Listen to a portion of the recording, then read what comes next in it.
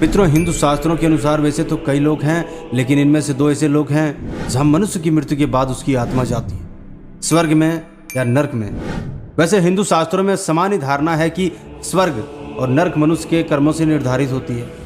अच्छे कर्म दान करने वाले स्वर्ग जाते हैं, वहीं बुरे कर्म, दूसरों को सताना, बेजुबान को मारना, धोखा देना, यह सब नर्क में जाते हैं। अगर बात की जाए स्वर्ग की, तो कोई ऐसा मनुष्य नहीं होगा धरती पर जो स्वर्ग नहीं जाना चाहेगा। जिस वजह से मनुष्य अच्छे अच्छे कर्म करते हैं ताकि वह स्वर्ग जा सके। हिंदू धर्म में मान्यता है कि स्वर्ग में कभी ना वृद्ध होने वाली अप्सरा है जो बेहद खूबसूरत है। स्वर्ग में आत्माओं को तरह तरह के पकवान और फल फूल दिया जाता है। कहा जाता है कि स्वर्ग की भोजन और फल अमृत के समान लगते हैं। स्वर्ग पूरी तरह बादलों से घिरा हुआ है, जिसे देखने पर आत्मा तृप्त हो जाते हैं और वहां जाने के बाद सांसारिक मोह माया सब दूर हो जाते हैं। कुछ दिनों के लिए आत्मा स्वर्ग में रहती है और फिर पुनः वह नए शरीर में प्रवेश कर जाती है। हमने तो स्वर्ग के बारे में कुछ बातें जान लिया, लेकिन अगर नरक की बात करें तो उस लोक में मनुष्य जाने से खौफ खाते हैं। तो आखिर मनुष्य नरक लोक में जाने से इतना खौफ क्यों खाते हैं? साथ ही नरक लोक की भयानक सजाएं क्या क्या है, इसके बारे में भी जानेंगे।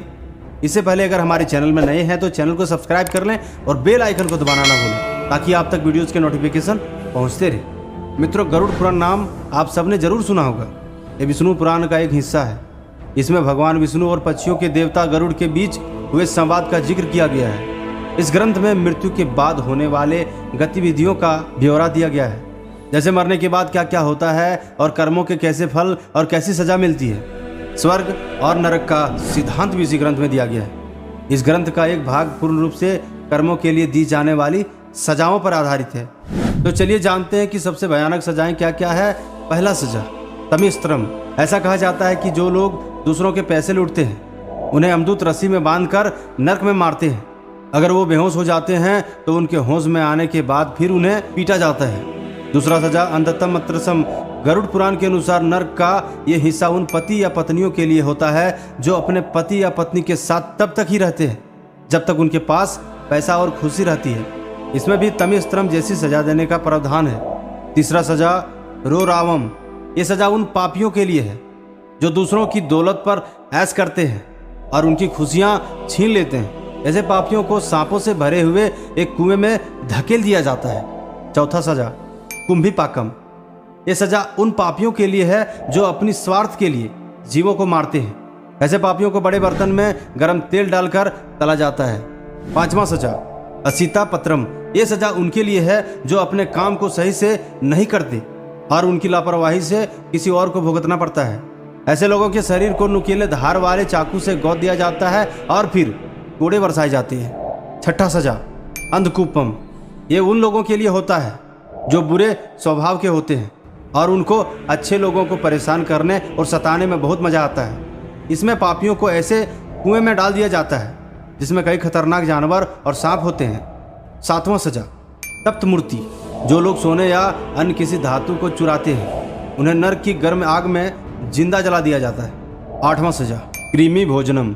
ऐसे लोग जो दूसरों को बस स्वार्थ के लिए इस्तेमाल करते हैं उन्हें एक खौफनाक सजा दी जाती है। ऐसे लोगों को नरक में कीड़े और सरीसृप जिंदा ही खा जाते हैं। नौवां सजा, सलमाली। ऐसे लोग जो अपने पति या पत्नी के अलावा किसी और के साथ शारीरिक संबंध बनाते हैं, नरक में उनके अंगों में जलता हुआ गर्म लोहा डाल दिया जाता है और अमदूत बुरी तरह पीटते हैं। 10वां सजा, वेतरनी।